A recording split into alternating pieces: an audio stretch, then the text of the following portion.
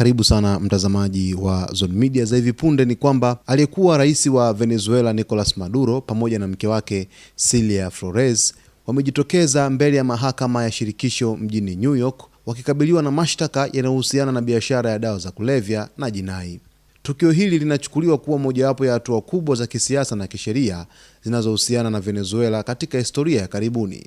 Kama ilivyoelezwa na Al Jazeera, Maduro na mke wake walifikishwa mahakamani chini ya ulinzi mkali baada ya kukamatwa na jeshi la Marekani katika operesheni maalum iliyotekelezwa nchini Venezuela. Mashtaka yanayowakabili ni pamoja na njama za narco-terrorism, usafirishaji wa cocaine kwenda Marekani na kushirikiana na magenge ya dawa za kulevya, hatua ambazo zinaweza kusababisha kifungo cha maisha iwapo tabainika kuwa na hatia.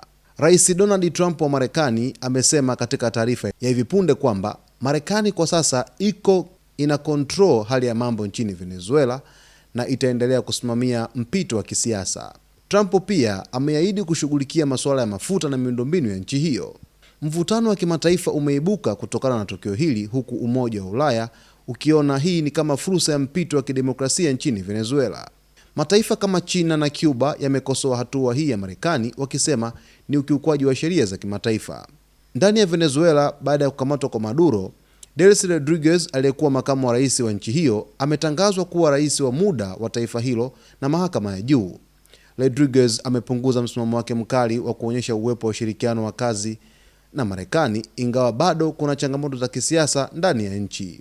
Kesi ya Maduro inatarajiwa kuchukua miezi au hata miaka kufikia hitimisho, ikilinganishwa na visa vya kihistoria vya viongozi waliokamatwa katika nchi za Amerika Kusini.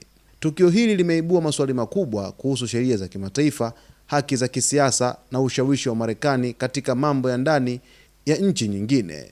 Picha mbalimbali ambazo zimeweza kurushwa na shirika la habari la Al Jazeera, lakini CNN, Reuters zinamuonyesha Nicolas Maduro pamoja na mkewe chini ya ulinzi mkali wakifikishwa mahakamani New York ili kusomewa mashtaka yao. Mtazamaji wa Zone Media, basi kwa taarifa nyingine nyingi zaidi jiunge nasi hapa leo hii ili uweze kufahamu nini ambacho kinajiri huko nchini Marekani dhidi ya kesi ya narco terrorism ya aliyekuwa rais wa Venezuela Nicolas Maduro pamoja na mke wake.